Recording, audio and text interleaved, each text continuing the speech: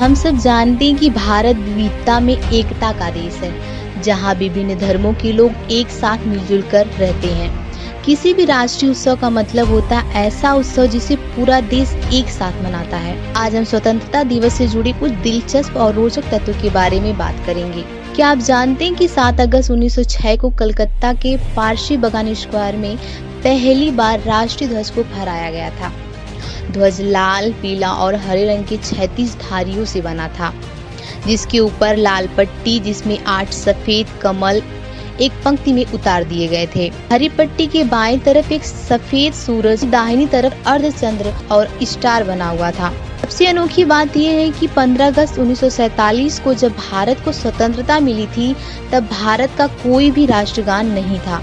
हालांकि 1911 में ही रविंद्रनाथ टैगोर ने जनगण मन बंगाली भाषा में लिख चुके थे, लेकिन 1950 को यह हमारे देश का राष्ट्रगान बन पाया था। ऐसा माना जाता है कि वर्तमान राष्ट्रीय ध्वज का पहला संस्करण 1921 में बिजवाड़ा में पिंगली वेंकैया द्वारा बनाया गया था। यह 2 रंगों से बना था, लाल और हरा, जो कि 2 प्रमुख समुदायों का प्रतिनिधित्व करता है। गांधी जी द्वारा भारत के शेष समुदायों और राष्ट्र की प्रगति का प्रतीक बनाने के लिए एक सफेद पट्टी पे चरखे को जोड़ने का सुझाव दिया गया था। 14-15 अगस्त को 2 देशों यानी कि भारत और पाकिस्तान का गठन हुआ था, लेकिन इन 2 देशों के बीच कोई निश्चित सीमा रेखा तय नहीं हुई थी। दोनों ही देशों ने 17 अगस्त को रेड क्लिफ लाइन की घोषणा की थी। भारत ने स्वतंत्रता प्राप्त करने के लिए 560 रियासतों को भारतीय संघ में शामिल किया गया था। 15 अगस्त के दिन भारत ही एक ऐसा देश नहीं है जो स्वतंत्रता दिवस को मनाता है,